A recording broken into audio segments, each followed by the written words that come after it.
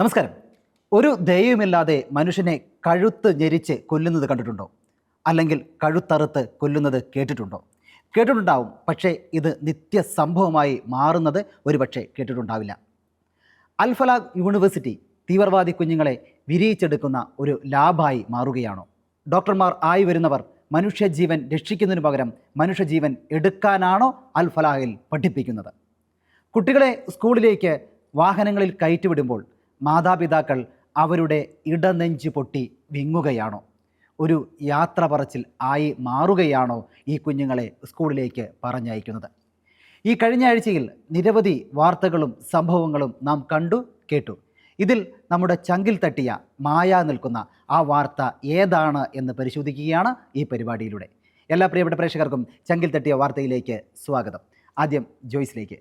ജോയ്സ്, എന്തായിരുന്നു ഈ ആഴ്ചയിൽ ചങ്കിൽ തട്ടിയ ആ വാർത്ത? റോജി, ശരിക്കും ഈ ആഴ്ച നമ്മൾ ശ്രദ്ധിക്കപ്പെട്ടൊരു വാർത്ത എന്ന് വെച്ചാൽ അതിന് നമ്മുടെ മലയാള മാധ്യമങ്ങൾ എത്രത്തോളം പ്രാധാന്യം കൊടുത്തു എന്നുള്ളത് ഒരു സംശയമാണ്. അതവിടെ നിൽക്കട്ടെ.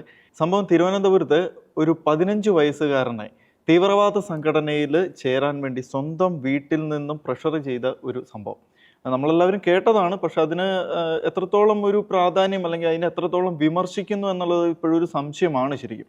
കാരണം തീവ്രവാദം എന്ന് പറയുമ്പോൾ നമുക്കറിയാം അതിനെ ലോകം മുഴുവനും കാണുന്നത് ഏത് കണ്ണിലൂടെയാണെന്ന് നമുക്കറിയാം. അത് ലോകം മുഴുവൻ ഉണ്ടാക്കുന്ന ഒരു പ്രശ്നവും നമുക്കറിയാം. അപ്പോൾ ശരിക്കും ഈ തീവ്രവാദത്തിൻ്റെ തോത് കുറയ്ക്കാനാണ് ലോകത്ത് സമാധാനം ആഗ്രഹിക്കുന്ന എല്ലാ രാജ്യങ്ങളും മനുഷ്യരും ആഗ്രഹിക്കുന്നത്. അപ്പോൾ നമ്മുടെ സ്വന്തം നാട്ടിൽ നിന്നും നീ തീവ്രവാദത്തിന് പോ, അല്ലെങ്കിൽ ആ ഒരു ISIS എന്ന് പറയുന്ന ഗ്രൂപ്പിൽ ചേരെ എന്നും പറഞ്ഞുകൊണ്ട് സ്വന്തം മാതാപിതാക്കന്മാർ സ്വന്തം മകനെ നിർബന്ധിക്കുന്ന ഒരു കാഴ്ച, അത് ശരിക്കും നമ്മളെ ഒരുപാട് ഞെട്ടിച്ചൊരു, കേരളം മുഴുവൻ ഞെട്ടിച്ചൊരു വാർത്തയാണത്. തീർച്ചയായിട്ടും ജോയ്സ്, ഇതിനകത്ത് ഏറ്റവും കൂടുതൽ നമ്മളെ വേദനിപ്പിക്കുക എന്ന് പറയുന്നത് ഒരു കുഞ്ഞ് ജനിക്കുന്ന കാലം മുതൽ അതിനെ വളർത്തിക്കൊണ്ടുവരിക എന്ന് പറഞ്ഞാൽ വല്ലാത്ത കഷ്ടപ്പാട് നിറഞ്ഞ ഒരു മേഖലയാണ്. അപ്പോൾ മാതാപിതാക്കൾ സ്വപ്നം കാണുന്ന ഒരുപാട് കാര്യങ്ങളുണ്ട്. എൻ്റെ മകനെ വളർത്തി എനിക്കാകാത്ത തലങ്ങളിലേക്ക് ഇവനെ ഉയർത്തണം, അങ്ങനെ എല്ലാവരുടെയും മുന്നിൽ അവനെ കാണിച്ചു കൊടുക്കണം എന്നൊക്കെ ഒരുപാട് സ്വപ്നങ്ങളാണ് ഈ മാതാപിതാക്കൾക്കുള്ളത്. പക്ഷേ അവിടെയാണ്, നമ്മുടെ കേരളത്തിലാണ് മാതാപിതാക്കൾ ചിന്തിക്കുന്നത് എൻ്റെ മകനെ വളർത്തി വലുതാക്കി ഈ 15-16 വയസ്സുകാരനെ IS പറഞ്ഞു വിട്ട് അവിടെ വലിയൊരു തീവ്രവാദിയാക്കി മാറ്റുക എന്നുള്ള സ്വപ്നം കണ്ടു എന്ന് പറയുന്നത് ശരിക്കും കേരളത്തിൽ നടന്നു എന്ന് പറയാൻ പോലും നമുക്ക് പേടിയാവുന്നു എന്നുള്ളതാണ് സത്യം, അല്ലേ? ശരിയാണ്. കേരളത്തിൻ്റെ വിദ്യാഭ്യാസം, സാക്ഷരത എന്ന ലെവലിൽ കേരളം വളരെ മുന്നിട്ട് നിൽക്കുന്ന, മറ്റ് സംസ്ഥാനങ്ങളെക്കാളും മുന്നിട്ട് നിൽക്കുന്ന ഒരു സംസ്ഥാനമാണ്. അതുകൊണ്ട് തന്നെ കേരളം അത്രത്തോളം വളക്കൂറുള്ള മണ്ണ് ഉള്ളതുകൊണ്ട് തന്നെ കേരളത്തിൽ ഇതുപോലെയുള്ള തീവ്രവാദ ഗ്രൂപ്പുകൾ വളരെയധികം വളർന്ന് പന്തലിച്ചിട്ടുണ്ട്.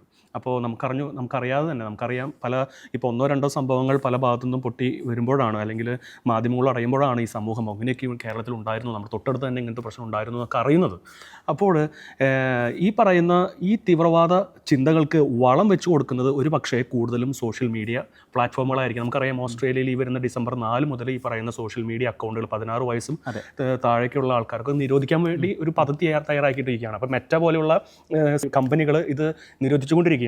അപ്പോൾ അങ്ങനെ ഇരിക്കെ നമ്മുടെ ഈ ഇന്ത്യയിൽ ഈ പറയുന്ന സോഷ്യൽ മീഡിയ പ്ലാറ്റ്ഫോമുകളും അതുപോലെയുള്ള ഈ പറയുന്ന തീവ്രവാദ ലിങ്കുകളും നിരോധിക്കേണ്ട സമയം വളരെ അടുത്ത് വന്നിട്ടുണ്ട്. കുട്ടികൾക്ക് അതായത് പ്രായപൂർത്തിയാക്കാത്ത കുട്ടികൾക്ക് അവരുടെ സോഷ്യൽ മീഡിയ പ്ലാറ്റ്ഫോം ഉപയോഗിക്കുന്നതിൽ ഇപ്പോൾ ഓസ്ട്രേലിയ, നേരത്തെ പറഞ്ഞ പോലെ തന്നെ ഓസ്ട്രേലിയ വിലക്ക് ഏർപ്പെടുത്തിയതുപോലെ തന്നെ നമ്മുടെ ഇന്ത്യയിലും ഇതുപോലുള്ള ചില നിയന്ത്രണങ്ങളൊക്കെ അത്യാവശ്യമായിട്ട് വരുന്നുണ്ടെന്ന് തോന്നുന്നു ജോയ്സ്. അതിൻ്റെ കാരണം എന്ന് വെച്ചാൽ ഈ കുട്ടികളിലേക്ക് വല്ലാത്ത രീതിയിൽ ഇൻജക്റ്റ് ചെയ്യുകയാണ് തീവ്രവാദം എന്ന് പറയുന്നത്. അത് സ്വന്തം മാതാപിതാക്കൾ തന്നെ പറയുമ്പോൾ കൊച്ചിന് ഏറ്റവും നല്ല മാർഗം കാണിച്ചു കൊടുക്കേണ്ടത്, വഴി തുറന്നു കൊടുക്കേണ്ടത് മാതാപിതാക്കൾ തന്നെയാണ്.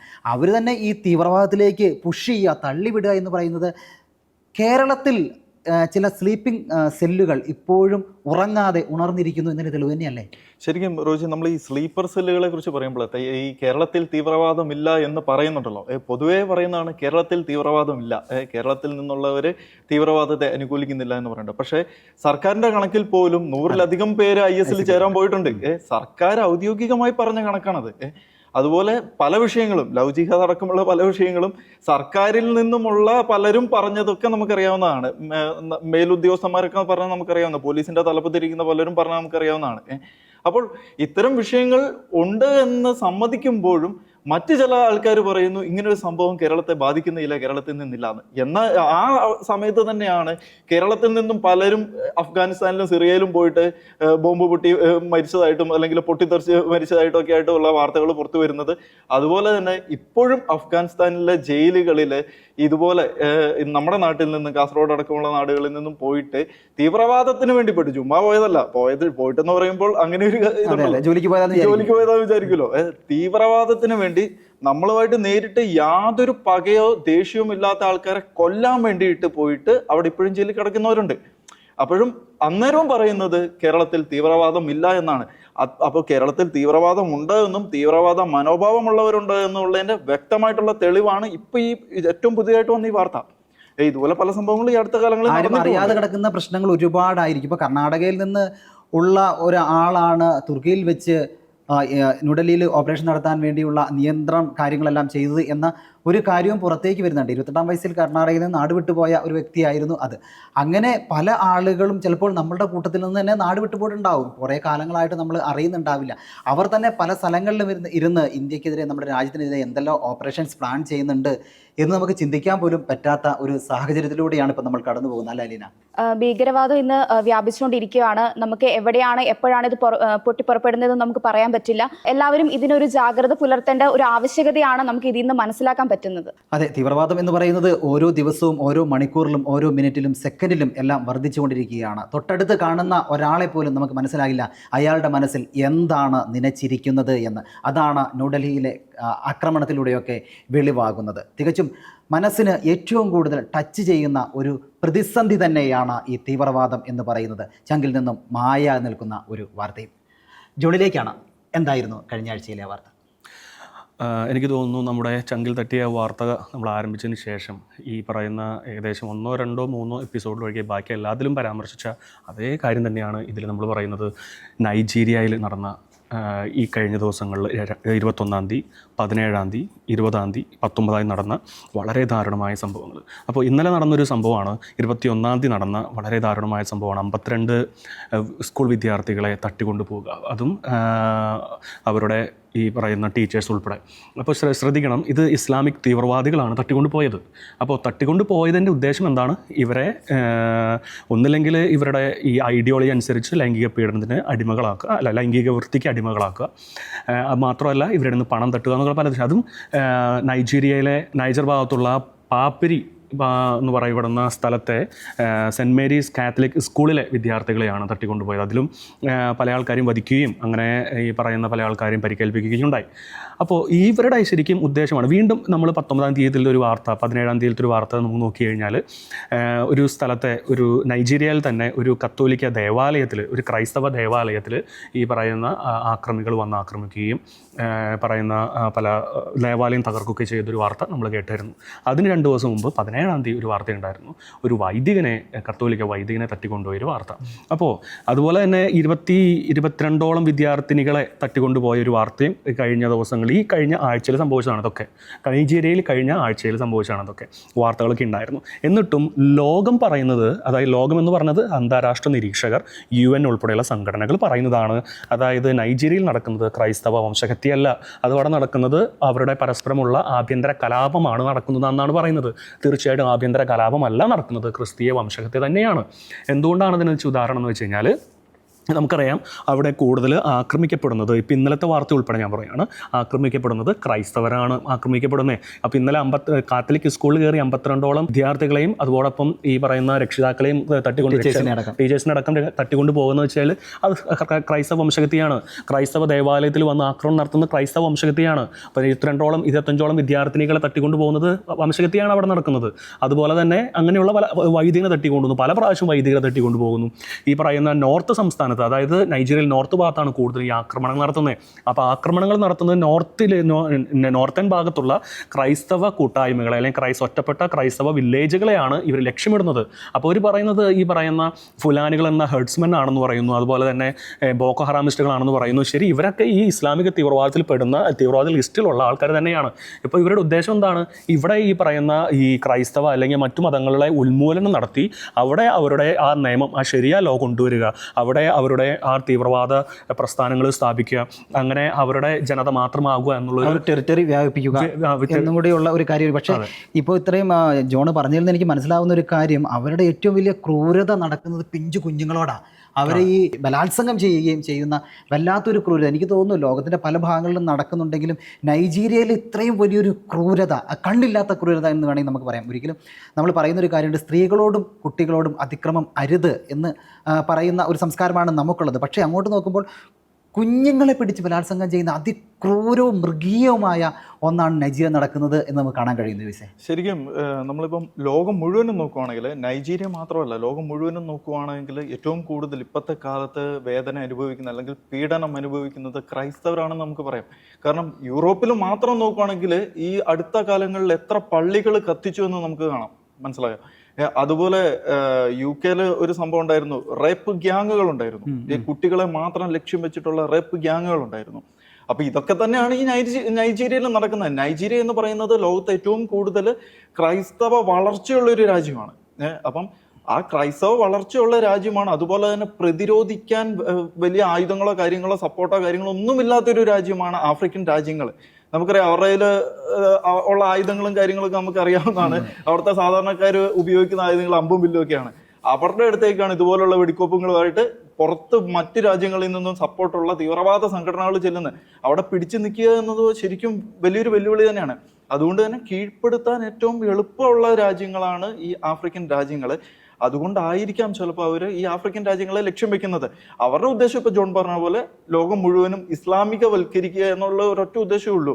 അത് അവർ പരസ്യമായിട്ട് പറഞ്ഞാലും ശരി ഇല്ലെങ്കിലും ശരി, ലോകം മുഴുവനും നടക്കുന്ന സംഭവങ്ങൾ, വികാസങ്ങൾ, ഇപ്പോൾ ഇന്ത്യയിൽ അടക്കം നടക്കുന്ന സംഭവങ്ങൾ നമ്മൾ നോക്കുകയാണെങ്കിൽ ഏതൊരു മനുഷ്യനും മനസ്സിലാക്കാവുന്ന ഒരു കാര്യം മാത്രമേ ഉള്ളൂ.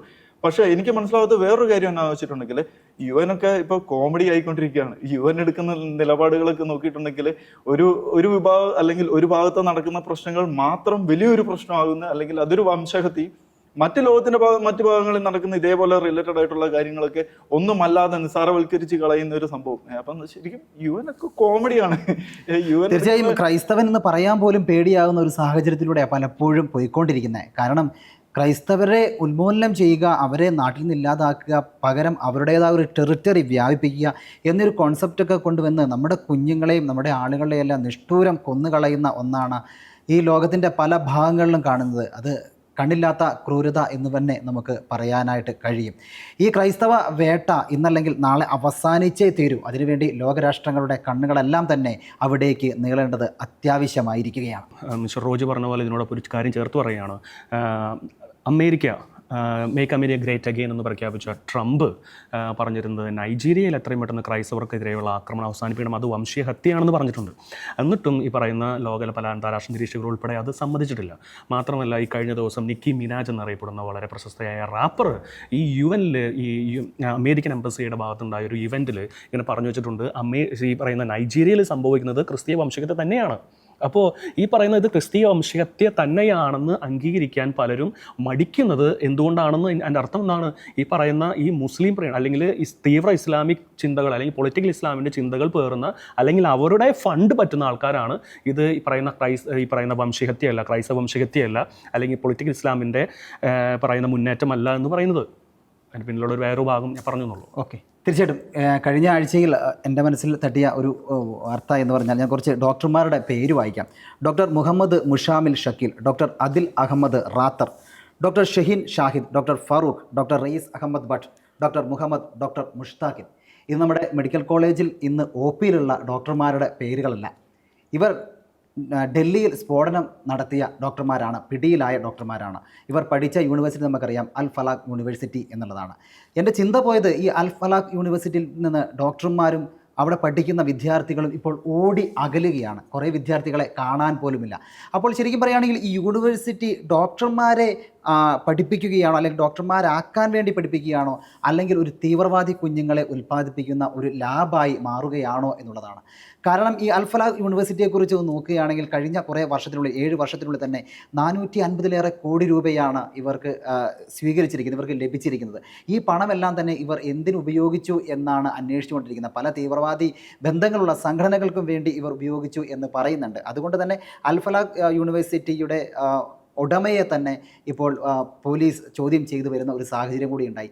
എങ്ങനെയാണ് നമ്മുടെ രാജ്യത്ത് മറ്റൊരു സമുദായത്തെ അല്ലെങ്കിൽ മറ്റുള്ള ആളുകളെ ഇല്ലാതാക്കാൻ വേണ്ടിയിട്ട്, അവരെ തകർക്കാൻ വേണ്ടിയിട്ട്, അല്ലെങ്കിൽ രാജ്യത്തിനെതിരെ തന്നെ പ്രവർത്തിക്കാൻ വേണ്ടി രാജ്യത്തിന് ഉള്ളിൽ ഒരു ഡോക്ടേഴ്സിനെ വാർത്തെടുക്കുന്ന ഒരു യൂണിവേഴ്സിറ്റി ഉണ്ടാവുക? നമുക്കറിയാം, നമ്മൾ നളന്ദ തക്ഷശില എന്നൊക്കെ പറയുന്ന ഏറ്റവും വലിയ പ്രാഗൽഭ്യമുള്ള, നമ്മളുടെ മനസ്സിൽ എന്നും കുടികൊള്ളുന്ന യൂണിവേഴ്സിറ്റി ഉണ്ടായ രാജ്യമാണ് ഇന്ത്യ എന്ന് പറയുന്നത്. അവിടെയാണ് ഈ തീവ്രവാദികളെ ഉൽപ്പാദിപ്പിക്കാനുള്ള യൂണിവേഴ്സിറ്റികൾ ഉണ്ടായി വരുന്നത്. അപ്പോൾ നമ്മൾ ശരിക്കും പേടിക്കുക തന്നെ വേണം. കാരണം ഡോക്ടർമാർ എന്ന് പറയുന്നത്, നമ്മൾ നേരത്തെ പറഞ്ഞതുപോലെ, നമ്മളുടെ ഓരോരുത്തരുടെയും ജീവൻ രക്ഷിക്കാൻ വേണ്ടി ചെല്ലുന്നവരാണ്. പക്ഷേ അവർ സ്റ്റെതസ്കോപ്പ് വെച്ച് നമ്മളെ പരിശോധിക്കുമ്പോൾ അവർ ചിന്തിക്കുന്നത് എങ്ങനെ ഇവൻ്റെ ജീവൻ എടുക്കാം, അല്ലെങ്കിൽ എങ്ങനെ രാജ്യത്തെ തകർക്കാം എന്നുള്ളതാണെങ്കിൽ എങ്ങനെ നമ്മൾ വിശ്വസിച്ച് ഈ രാജ്യത്തിനുള്ളിൽ തന്നെ ജീവിക്കും എന്നൊരു ചോദ്യം വരികയല്ലേ? ശരിക്കും ഈ അൽഫലാഹിന്റെ കാര്യം പറയുമ്പോൾ അവിടെ ശരിക്കും ഡോക്ടർമാര് ഓപ്പറേഷന് വേണ്ടിയിട്ടാണല്ലോ എല്ലാ യൂണിവേഴ്സിറ്റികളും, എല്ലാ മെഡിക്കൽ കോളേജുകളും തയ്യാറാക്കുന്നത്. പക്ഷെ അത് ഏത് തരം ഓപ്പറേഷൻ ആണെന്ന് ഈ സംശയമാണ് ഇപ്പൊ ശരിക്കും അൽഫലാഹിന്റെ കാര്യം പറയുമ്പോൾ. അവിടെ ശരിക്കും നടന്നതെന്ന് വെച്ചിട്ടുണ്ടെങ്കിൽ ഇതൊരു ഫണ്ടിങ്ങിന് വേണ്ടി മാത്രം, അല്ലെങ്കിൽ ഫണ്ട് സ്വീകരിക്കാൻ വേണ്ടി മാത്രം ക്രിയേറ്റ് ചെയ്ത ഒരു യൂണിവേഴ്സിറ്റിയും ഒരു സംവിധാനവും സ്ഥാപനവും ഒക്കെ ആയിരുന്നു എന്നാണ് മനസ്സിലാക്കാൻ കഴിയുന്നത്. ആ ഒരു സ്ഥാപനത്തിന്റെ പേരിൽ പുറമേ നിന്നും, തുർക്കിയിൽ നിന്നും ഖത്തറിൽ നിന്നും അടക്കമുള്ള ഫണ്ടിങ്ങുകൾ വന്നിട്ടുണ്ട്, തീവ്രവാദ സംഘടനകളുടെ ഫണ്ടിങ്ങുകൾ വന്നിട്ടുണ്ട്. അതുപോലെ ഈ ഡോക്ടർമാര് നമ്മൾ എടുത്തു പറയേണ്ടതാണ്, ഡോക്ടർമാര് ഉണ്ടായിരുന്ന ടെലിഗ്രാം ഗ്രൂപ്പിൽ മലയാളി ഡോക്ടർമാരുണ്ടായിരുന്നു. അപ്പം ഇത് രാജ്യം മുഴുവനും പടർന്നു കിടക്കുന്ന ഒരു ശൃംഖല തന്നെയാണ് ഈ തീവ്രവാദം എന്ന് പറയുന്നതും. അതിൽ ഇപ്പൊ ഈ അൽഫലാഹിൽ ഇപ്പൊ ഈ സ്ഫോടനം നടന്നതുകൊണ്ട് പിടിച്ചു, ഇല്ലെങ്കിൽ ചിലപ്പോൾ ഇതൊന്നും പുറത്ത് വരത്തില്ലായിരുന്നു. ഇതുപോലെ എത്ര എണ്ണം പുറത്ത് വരാതെ കിടപ്പുണ്ട്. ഇതുപോലെ എത്ര സ്ഥാപനങ്ങൾ ഇതുപോലെ ഫണ്ടിങ് സ്വീകരിക്കുന്നുണ്ട്, എത്ര രാഷ്ട്രീയ പാർട്ടികൾ ഫണ്ടിങ് സ്വീകരിക്കുന്നുണ്ട്. ഇതൊക്കെ നമ്മൾ ശരിക്കും അന്വേഷിക്കേണ്ട കാര്യങ്ങൾ തന്നെയാണ്. യൂണിവേഴ്സിറ്റിയിൽ എന്ന് പറയുമ്പോൾ ശരിക്കും പഠിച്ചിറങ്ങേണ്ടത് മാനവ സേവനത്തിന് ഒക്കെ വേണ്ടിയിട്ടാണ്, മനുഷ്യനെ സേവിക്കുക എന്ന് തന്നെ വേണ്ടിയ ഒരു കടമ കൊണ്ടാണ് ഇങ്ങനെ ഇത്രയും പണം മുടക്കി പഠിക്കുന്നതും പഠിപ്പിക്കുന്നതും എല്ലാം തന്നെ. രാജ്യത്തിനകത്ത് തന്നെ വലിയ സ്ഫോടനമുണ്ടാക്കി മറ്റൊരു ജീവിതത്തിൽ വലിയ വലിയ കാര്യങ്ങൾ നേടാം എന്ന ചില വിശ്വാസങ്ങൾ ഉള്ളി വെച്ചുകൊണ്ട് ഈ തീവ്രവാദ സംഘടനകൾ പെരുമാറുന്നത് തന്നെയല്ലേ ഇതിൻ്റെയൊക്കെ അടിസ്ഥാനം എന്ന് പറയുന്നത്? ഓക്കെ, ഇത് രണ്ട് കാര്യങ്ങളാണ് ഈ കാലഘട്ടത്തിൽ സംഭവിച്ചുകൊണ്ടിരിക്കുന്നത്.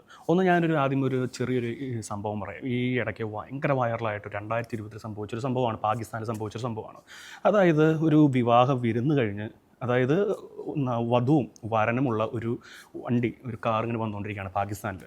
അത് സിന്ധ് പ്രൊവിൻസിൽ വന്നിട്ടുള്ള ഒരു ഭാഗം. അപ്പോൾ ഈ കാറ് തടഞ്ഞു നിർത്തിയിട്ട് ഒരു കൂട്ടം ഇസ്ലാമിക തീവ്രവാദികൾ ഈ പറയുന്ന നവവധുവിനെ അവരിൽ തട്ടിയെടുത്ത് റേപ്പ് ചെയ്യാൻ കൊണ്ടുപോകുന്നൊരു സംഗതിയാണ് ഈ പറയുന്ന ഈ ഒന്നാമത്തെ ഒരു വീഡിയോയിൽ കണ്ടത്. എന്ന് പറഞ്ഞാൽ അത് ഒരു തീവ്രവാദത്തിൻ്റെ ഒരു മുഖമാണ്. അത് ഫിസിക്കലായിട്ട്, അതായത് അമ്പും വില്ലും ഇല്ലാതെ ചെയ്യുന്ന ഒരു പ്രവൃത്തി എന്ന് പറഞ്ഞാൽ തൻ്റെ കയ്യൂക്കുളം കാര്യക്കാരെന്ന് പറഞ്ഞ പോലെ. ശ്രദ്ധിക്കണം, ഒരു നവവധുവിനെയാണ് കൊണ്ടുപോകുന്നത്. ഇനി രണ്ടാമത്തെ ഒരു ഇതാണ് പറഞ്ഞ ഇൻ്റലക്ച്വൽ ടെററിസം. അത് നമ്മുടെ അൽഫലാഹിൽ നമ്മൾ കണ്ട, അത് നമ്മുടെ ബുദ്ധിജീവി തീവ്രവാദം. പക്ഷേ അവർ ബുദ്ധിജീവികളായതുകൊണ്ടല്ല, ഒരു പക്ഷേ അവർ ആ ലെവലിലേക്ക് ഉയർന്നുകൊണ്ടായിരിക്കും. ബുദ്ധിജീവികളായിരുന്നു ഒരു പക്ഷേ അങ്ങനെ ചെയ്യുമായിരുന്നില്ല എന്നാണ് ചിന്ത. കാരണം ബുദ്ധിയുള്ളവൻ അല്പം വിവേകം കാണിക്കുമെന്നാണ് ഞാൻ പ്രതീക്ഷിക്കുന്നത്. അപ്പോൾ ഇത് ഇങ്ങനത്തെ ഒരു ഇൻ്റലക്ച്വൽ ടെററിസമാണ് ഒരു പക്ഷേ ഇന്നത്തെ കാലഘട്ടത്തിൽ ഏറ്റവും ടെറിബിളായിട്ടുള്ള ഈവിൾ എന്ന് വേണമെങ്കിൽ പറയാൻ സാധിക്കും. എന്തുകൊണ്ടാണ് ഈ പറയുന്ന ഉന്നത സ്ഥാനങ്ങൾ വയ്ക്കുമ്പോഴാണ്, ഉന്നത സ്ഥാനങ്ങളിൽ പ്രവർത്തിക്കുമ്പോഴാണ് ഏറ്റവും കൂടുതൽ തിന്മ ചെയ്യാൻ ഒരാൾക്ക് സാധിക്കുന്നത്. ഉദാഹരണം, ഞാൻ വേറൊരു ഭാഗത്ത് പോവുകയാണെങ്കിൽ ആൻറ്റിസെമിറ്റിക് ഐഡിയോളജി വെച്ച് പ്രവർത്തിക്കുന്ന ഹിറ്റ്ലർ ഒരു എക്സാമ്പിളാണ്.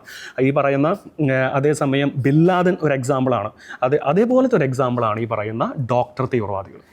പഠനം എന്ന് പറയുന്നത് ഒരു വിവേകമൊക്കെ ഉണ്ടാകാൻ വേണ്ടിയിട്ടാണ് നമ്മളെല്ലാവരും ആർജിക്കുന്നത്. അത് വിവേകത്തോടു കൂടി തന്നെ ചെയ്യാൻ എല്ലാവരും ശ്രമിക്കുകയാണെങ്കിൽ തീവ്രവാദത്തിനൊക്കെ ഒരു പരിധിവരെ കടിഞ്ഞാനിടാൻ നമുക്കെല്ലാവർക്കും സാധിക്കും. അലീനയിലേക്ക് വരികയാണെങ്കിൽ, അലീന, എന്തായിരുന്നു കഴിഞ്ഞ ആഴ്ചയിൽ ആ ചങ്കിൽ തട്ടിയ വാർത്ത? എൻ്റെ ചങ്കിൽ തട്ടിയ വാർത്ത എന്ന് പറയുന്നത് ഇടുക്കി ജില്ലയിലെ വാഴത്തോപ്പിൽ ഒരു സ്കൂൾ ബസ് അപകടത്തിൽ ഹേസൽ ബെൽ എന്ന് പറഞ്ഞ 4 വയസ്സുകാരി മരിക്കുകയുണ്ടായി. അപ്പം ചില ആൾക്കാരുടെ അശ്രദ്ധ മൂലമാണ് ഈ ഒരു അപകടം വരുത്തി വെച്ചത്. നമുക്കറിയാം, ഒരു കുഞ്ഞ് ജനിച്ചതിന് ശേഷം മാതാപിതാക്കൾക്ക് ഒരുപാട് സ്വപ്നങ്ങളും ആഗ്രഹങ്ങളും ഉണ്ടായിരിക്കും. ആ കുഞ്ഞ് എങ്ങനെ വളരണം, അല്ലെങ്കിൽ ഏത് രീതിയിൽ ജീവിതം മുന്നോട്ട് നയിക്കണം, ഒരുപാട് പ്രതീക്ഷയോടെയാണ് നമ്മൾ കുഞ്ഞുങ്ങളെ സ്കൂളിലേക്ക് വിടുന്നത്.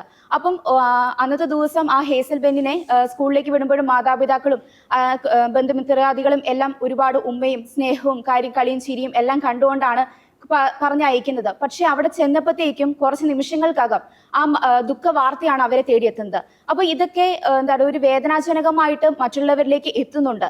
അപ്പം ഇതിന്റെ സാഹചര്യം എന്ന് പറയുന്നത് ഈ ഹേസൽ ബെൽ എന്ന് പറയുന്നത് വെറും 4 വയസ്സ് മാത്രമേ ഉള്ളൂ. അപ്പൊ ആ പെൺകുഞ്ഞ് ഒരു ഏക മകളാണ്. അപ്പം എത്രത്തോളം വേദനയായിരിക്കും ആ നഷ്ടത്തിൽ ഉണ്ടാകാൻ നമുക്ക് ചിന്തിക്കാവുന്നേ ഉള്ളൂ. അപ്പം പേരൻസ് ആണെങ്കിൽ ആ കുഞ്ഞിനെ ഒരുപാട് പ്രതീക്ഷയോടെ സ്കൂളിലേക്ക് അയക്കുന്നു. എന്തുകൊണ്ടാണ് സ്കൂളിലേക്ക് അയക്കുന്നത്? മാതാപിതാക്കൾ സംരക്ഷിക്കുന്ന പോലെ തന്നെ സ്കൂളിലെ അധികൃതരും ഈ കുഞ്ഞിനെ സംരക്ഷിക്കുന്നുള്ള ഒരു ഉറപ്പ് ഈ മാതാപിതാക്കൾക്കുണ്ട്. അപ്പൊ അവിടെ ചെല്ലുമ്പോൾ തന്നെ ആ കുഞ്ഞിനൊരു കൂട്ടുകാരിയുണ്ട്. അപ്പൊ ആ കൂട്ടുകാരിയോടൊത്ത് വാടി നമുക്ക് ക്ലാസ്സിലേക്ക് പോകാന്നൊക്കെ പറഞ്ഞ് ചിരിച്ചുകൊണ്ട് ആ കുഞ്ഞ് ആ ബസ്സിൽ നിന്ന് ഇറങ്ങുകയാണ്. അപ്പൊ ഇറങ്ങുമ്പോൾ ഡ്രൈവറിന്റെ അനാസ്ഥ മൂലമാണ് ആ കുഞ്ഞ് ബസ്സിന്റെ അടിയിൽ പെടുന്നത്. ബസ് ഡ്രൈവറും അറിയുന്നില്ല ഇങ്ങനെ കുഞ്ഞ് വീഴുന്നു. അപ്പൊ കുഞ്ഞിന്റെ ദേഹത്തൂടെ ബസ് കയറി ഇറങ്ങിയാണ്. അപ്പൊ കൂട്ടുകാരിക്കാണെങ്കിൽ കാലിൽ പരിക്കേൽക്കുകയും ചെയ്തു. അപ്പം ഇത്രത്തോളം എന്താ പറയാ മറ്റുള്ളവരെ വേദനിപ്പിക്കുന്ന രീതിയിലുള്ള ഒരു അശ്രദ്ധ കാരണമാണ് ഇത്രയും വലിയൊരു അപകടത്തിന് അത് കാരണമായത്. അപ്പം ഈ ഒരു വിഷമങ്ങളും വേദനകളും ഒക്കെ നമ്മൾ സമൂഹ മാധ്യമങ്ങളിലൂടെ നമ്മൾ അറിയുന്നുണ്ട്. അപ്പൊ പോലും ഒരു നടപടി അങ്ങനെ വെച്ചാൽ നടപടി എന്ന് പറയുമ്പം ബസ് ഡ്രൈവർക്കെതിരെ മാത്രമാണ് ഒരു നടപടി എടുക്കുന്നത്. എന്നാൽ ശരിക്കുമുള്ള ഒരു അനാസ്ഥ എന്ന് പറയുന്നത് സ്കൂൾ അധികൃതരുടെയാണ്. കാരണം കറക്റ്റായിട്ട് ഒരു ആയമാരോ അല്ലെങ്കിൽ സെക്യൂരിറ്റിയോ അതല്ലെങ്കിൽ ടീച്ചേഴ്സ് ഇവരെയൊക്കെ ഏർപ്പെടുത്താത്തതിന്റെയും അല്ലെങ്കിൽ ക്ലാസ്സിലേക്ക് കുട്ടികളെ കൊണ്ടുപോകുമ്പോൾ വരിയായി കൊണ്ടുപോകേണ്ടതിന്റെയും അല്ലെങ്കിൽ കുട്ടികളാണ് അവർക്ക് അത്രത്തോളം ചിന്തിക്കാനുള്ള ശേഷിയോ കാര്യങ്ങളൊന്നും ഇല്ല. അപ്പം അതിനകത്ത് ഒരു ശ്രദ്ധക്കുറവ് കൊണ്ടാണ് ഈ ഒരു ജീവൻ പൊലിഞ്ഞത്.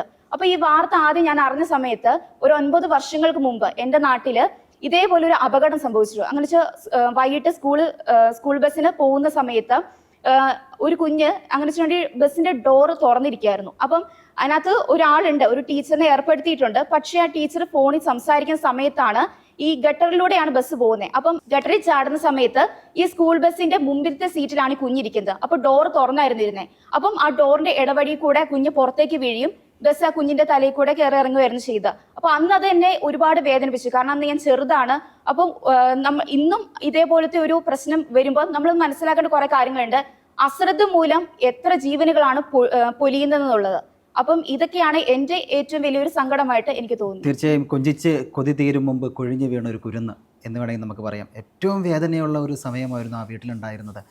കാരണം ആ കുരുന്നിനെ സ്കൂളിലേക്ക് അത്രയും ലാളിച്ച് പറഞ്ഞു വിട്ട് തിരികെ കൊണ്ടുവരുന്നത് അതിൻ്റെ മൃതദേഹം എന്ന് പറയുമ്പോൾ ആ അപ്പനും അമ്മയ്ക്കും നാട്ടുകാർക്കും ആ നാടിനും ഒന്നും ഒരിക്കലും സഹിക്കാൻ കഴിയില്ല. വിലാപങ്ങളോടുകൂടി കരച്ചിലോടുകൂടി കണ്ണീരോടുകൂടി അല്ലാതെ ഈ വാർത്ത വായിക്കാനോ അതൊന്ന് കാണുവാനോ കഴിഞ്ഞില്ല എന്നുള്ളതാണ് യാഥാർത്ഥ്യം. ഇനി നമ്മുടെ മാതാപിതാക്കളെ ശ്രദ്ധിക്കേണ്ട പ്രധാനപ്പെട്ട ഒരു കാര്യമാണ് കുഞ്ഞുങ്ങളെ കുത്തി നിറച്ച ഓട്ടോറിക്ഷയിലേക്കും സ്കൂൾ ബസ്സുകളിലേക്കും കയറ്റി വിടുമ്പോൾ ഇതൊക്കെ നമ്മളൊന്ന് ഓർക്കേണ്ടതല്ല ജോയ്സേ.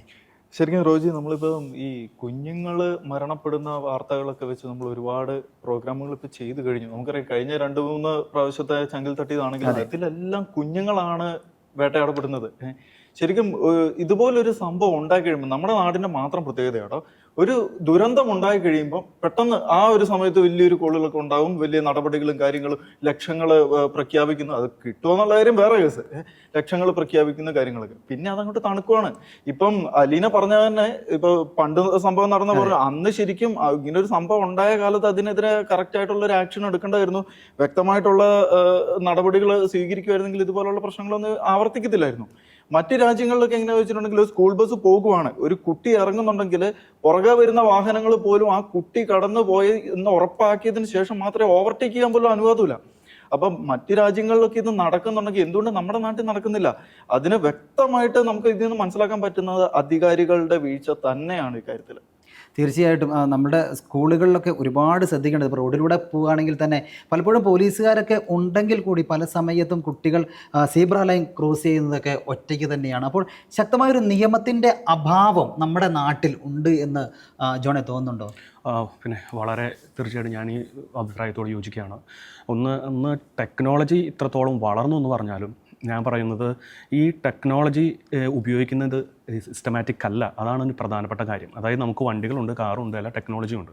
പക്ഷേ അത് സിസ്റ്റമാറ്റിക് ആയിട്ട് പോകുന്നെങ്കിൽ യൂറോപ്യൻ രാജ്യങ്ങൾ പ്രത്യേകത എന്താണ്, ഇപ്പോൾ കാനഡയിൽ പ്രത്യേകത എന്താണ്, സിസ്റ്റമാറ്റിക് ആണ്. അതായത് നമുക്കറിയാം ഒരാൾക്ക് സീബ്ര ലൈൻ ക്രോസ് ചെയ്യണമെങ്കിൽ അവിടെയുള്ളൊരു പോസ്റ്റിലൊരു സ്വിച്ച് ഉണ്ട്. ആ സ്വിച്ച് അമർത്തി കഴിഞ്ഞാൽ ലൈറ്റ് തെളിയുന്നു, അവർക്ക് ആ സീബ്ര ലൈൻ ക്രോസ് ചെയ്ത് പോകാന്നുള്ളതാണ്. അതുപോലത്തെ ഒരു സിസ്റ്റം എന്തുകൊണ്ട് ഇവിടെ കൊണ്ടുവന്നുകൂടാ? ഇപ്പം ഞാൻ മിനിഞ്ഞാന്ന് ഞാൻ ബൈക്കിൽ റൈഡ് ചെയ്ത് പോകുന്നത് കാണാൻ പറ്റും. അതായത് സീബ്ര ലൈൻ ക്രോസ് ചെയ്യുന്ന കുറച്ച് വിദ്യാർത്ഥികൾ, അതിൻ്റെ അപ്പുറം ക്രോസ് ചെയ്യുന്ന വേറെ കുറച്ച് ടീച്ചേഴ്സ്, അതിനപ്പുറം വണ്ടി ഇപ്പോൾ നമ്മൾ നിർത്തിയിട്ട് വീണ്ടും പോവുകയാണെങ്കിൽ വീണ്ടും കുറച്ച് പേരും കൂടെ ക്രോസ് ചെയ്യണം എന്ന് പറഞ്ഞാൽ സിസ്റ്റമാറ്റിക് അല്ല. അവിടെ ഒരു പ്രശ്നമുണ്ട്. അതായത് ജനങ്ങളെ ഉത്ബോധരാകണം. ഇത് അധികാരികൾ നിയമം പറഞ്ഞിട്ടുണ്ട്, അത് ഹെൽമെറ്റ് ധരിക്കണം. തീർച്ചയായിട്ടും എന്തിനാണ് ഹെൽമെറ്റ് ധരിക്കുന്നത്? 100 രൂപ പേടയ്ക്കാൻ വേണ്ടിയിട്ടല്ല. എന്തിനാണ് ഹെൽമെറ്റ് ധരിക്കുന്നത്? ജനങ്ങളുടെ സേഫ്റ്റിക്ക് വേണ്ടിയിട്ടാണ്. തല എത്രത്തോളം പ്രാധാന്യമുള്ള അവയവമാണല്ലോ. അതുപോലെ തന്നെ ഈ പറയുന്ന ഇതെല്ലാം ജനങ്ങളെ ഉത്ബോധരാക്കി അത് നിയമത്തിൽ കൊണ്ടുവരിക എന്നുള്ളതാണ് ഏറ്റവും പ്രധാനപ്പെട്ട കാര്യം. രണ്ടാമതെന്നുള്ളതെന്ന് പറഞ്ഞു കഴിഞ്ഞാൽ ഈ പറയുന്ന ഭാവി തലമുറയുടെ കാര്യത്തിൽ നിസ്സംഗരായ അധികാരികൾ വരുമ്പോഴാണ് ഇങ്ങനെയുള്ള പ്രശ്നങ്ങളിലൂടെ വർദ്ധിക്കുന്നത്. തീർച്ചയായിട്ടും. ഇപ്പോൾ നമ്മൾ ഒരു പ്രശ്നം ഉണ്ടായി കഴിയുമ്പോൾ അതിനെതിരെ ശബ്ദം ഉയർത്തും. അപ്പോൾ പറയും ഇനിയും മുതൽ അടുത്ത ദിവസം മുതൽ തന്നെ അല്ലെങ്കിൽ അടുത്ത മണിക്കൂർ മുതൽ തന്നെ ഞങ്ങളെല്ലാവരും വളരെ ശ്രദ്ധാലുക്കളായിരിക്കും, ഞങ്ങൾ വളരെ അലേർട്ടായിരിക്കും എന്നൊക്കെ പറഞ്ഞ് നമ്മളെ വിശ്വസിപ്പിക്കും. അത് ജനങ്ങൾ വിശ്വസിച്ച് പോവുകയും പിന്നീട് ഇത് ആവർത്തിക്കുക തന്നെ ചെയ്യും. പക്ഷേ ഞങ്ങൾ മാന്യന്മാരായിക്കൊള്ളാം, നന്നായിക്കൊള്ളാം എന്നൊക്കെ പറയുന്ന ആളുകൾ പലപ്പോഴും അതൊക്കെ ജനങ്ങളുടെ കണ്ണിൽ പൊടിയിടാനുള്ള ഒരു തന്ത്രം മാത്രമായി മാറുകയാണ് എന്നാണ് എനിക്ക് തോന്നുന്നത്. ഞാനൊരു കഥ പറയാം. ഒരു വീട്ടിൽ ഭയങ്കര എലിശല്യമായിരുന്നു. എലികൾ ഓരോ ദിവസവും കൂടിക്കൊണ്ടിരുന്നു. ആ വീട്ടിൽ യാതൊന്നും ചെയ്യാൻ കഴിയാത്ത രീതിയിൽ എലികളെ കൊണ്ടുള്ള ശല്യം വളർന്നു വന്നുകൊണ്ടേയിരുന്നു. അങ്ങനെ ശല്യം സഹിക്കാതെ ആയപ്പോൾ വീട്ടുടമസ്ഥൻ ഒരു പൂച്ചയെ കൊണ്ടുവന്നു. പൂച്ച ഭയങ്കര മിടുക്കനായിരുന്നു. പൂച്ച എല്ലാ എലികളെയും ഓടിച്ചിട്ട് പിടികൂടി കൊന്നു. പക്ഷേ ഒരു എലിയെ മാത്രം പിടികൂടാൻ കഴിഞ്ഞില്ല. എത്ര ശ്രമിച്ചിട്ടും ആ എലിയെ മാത്രം പിടികൂടാൻ കഴിയാതെ പൂച്ച ആകെ വിഷമിച്ചു. പൂച്ചയുടെ കണ്ണ് വെട്ടിച്ച് എലി പാത്തും പതുങ്ങിയും നടന്നുകൊണ്ടേയിരുന്നു. ഈ സമയത്താണ് പൂച്ചയ്ക്ക് ഒരു ബുദ്ധി തോന്നിയത്. പൂച്ച ഉറക്കെ പ്രഖ്യാപിച്ചു, ഇന്നു മുതൽ ഞാനൊരു ദൈവവിശ്വാസിയായി മാറുകയാണ്. ഇന്നു മുതൽ ഞാൻ ധ്യാനത്തിൽ മാത്രമായിരിക്കും, ആരെയും ഉപദ്രവിക്കില്ല എന്ന്. ഇത് എലി കേട്ടു. പക്ഷേ എലി വിശ്വസിച്ചില്ല. എലി ചെന്ന് നോക്കുമ്പോഴെല്ലാം തന്നെ ഈ പൂച്ച ധ്യാനത്തിലായിരിക്കും, പ്രാർത്ഥിച്ചുകൊണ്ടേ ഇരിക്കുകയായിരിക്കും. ദിവസങ്ങൾ കടന്നുപോയി. പൂച്ചയ്ക്ക് യാതൊരു മാറ്റവുമില്ല. എല്ലാ ദിവസവും രാവിലെ മുതൽ ധ്യാനം, പ്രാർത്ഥന തന്നെ ആയിരിക്കുന്നു. അങ്ങനെ ഈ എലി വിശ്വസിച്ചു പൂച്ച നന്നായി കഴിഞ്ഞിരിക്കുന്നു എന്ന്. അങ്ങനെ മെല്ലെ മെല്ലെ ഈ പൂച്ചയുടെ അടുത്തേക്ക് എലി എത്തി. പൂച്ച മെല്ലെ കണ്ണു തുറന്നു നോക്കി. എലി അടുത്തു വന്നു, ചാടി അങ്ങ് പിടിച്ചു. എലി പെട്ടെന്ന് പേടിച്ച് പൂച്ചയോട് ചോദിച്ചു, നിങ്ങൾ നന്നായി എന്നും ആരെയും ഉപദ്രവിക്കില്ല എന്നും വളരെ ദൈവവിശ്വാസി ആയെന്നും പറഞ്ഞല്ലോ, പിന്നെ എന്താണ് ഇങ്ങനെ? അത് നിന്നെ പിടികൂടാനുള്ള എൻ്റെ തന്ത്രമായിരുന്നില്ലേ എന്നായിരുന്നു പൂച്ച പറഞ്ഞത്. ഇതുപോലെയാണ് നമ്മുടെ ചുറ്റിനുമുള്ള പല ആളുകളും. നമ്മളെ പറഞ്ഞു വിശ്വസിപ്പിക്കാൻ അവർ പല മാർഗങ്ങളും തേടും. നമ്മൾ വിശ്വസിച്ച് കഴിയുമ്പോഴാണ് അവരുടെ തനി നിറം പുറത്തു വരുന്നത്. അങ്ങനെ അബദ്ധങ്ങൾ പറ്റാതിരിക്കാൻ നമുക്ക് ശ്രമിക്കാം. എന്നാൽ നമ്മുടെ ജീവിതം സന്തോഷകരമാകും. ഈ ആഴ്ചയിലെ ചങ്കിൽ തട്ടിയ വാർത്ത ഇവിടെ പൂർണ്ണമാകുന്നു. എല്ലാ പ്രിയപ്പെട്ട പ്രേക്ഷകർക്കും നന്ദി.